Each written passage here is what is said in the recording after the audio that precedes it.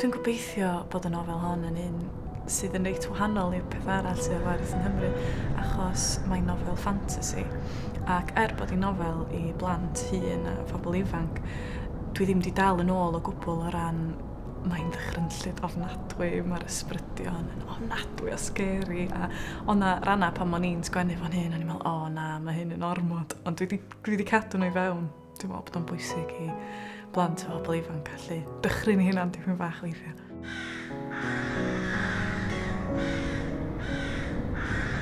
Nes i jyst meddwl be fysa'n digwydd os fysa'n ni'n deffro un bora a fysa bob dim yn wahanol. Fysa'r holl bethau da ni'n siŵr os dyn nhw'n bod neu ddim yn bod.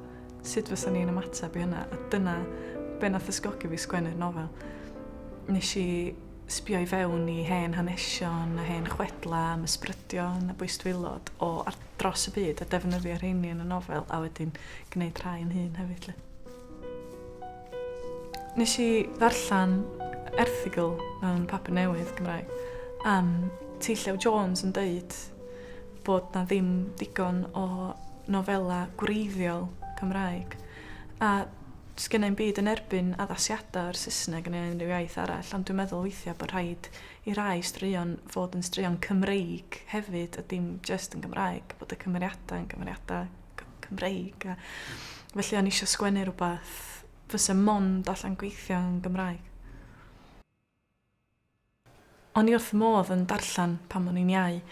O'n i'n darllen lot o lyfrau Cymraeg cyn Teitlau Jones, wrth gwrs, Gwen Hywyn, ac yn Saesneg yn gwirioni ar lyfrau Judy Blume, Paula Danziger, Anne Fine. Ac nes i benderfynu mod i'n hun eisiau bod yn rhan o hynny. Ac wedyn pam ges i mab cynta, Efan, o'n eisiau sgwennu stori iddo fo. Ac felly mae Trwy'r Darlun yn nofel sydd efo fy mam i. Fe oedd farw cyn geni Efan yn un o'r prif gymeriadau, ond mae hi'n blentyn yn y nofel, achos o'n isio i Efan ddod i nabod hi fel cymeriad. Oedd mam yn arfer darllen i fi pan o'n i'n blentyn, a oedd hi'n mwynhau'r profiad gymaint a fi, dwi'n meddwl, achos athon ni trwy gymaint o nofela. Ond hefyd dwi wedi bod yn lwcus iawn i gael athrawon sydd wedi ysgogi fi ar hyd ffordd a wedi wneud i fi deimlo fatha bod hyn yn rhywbeth o'n i yn gallu wneud.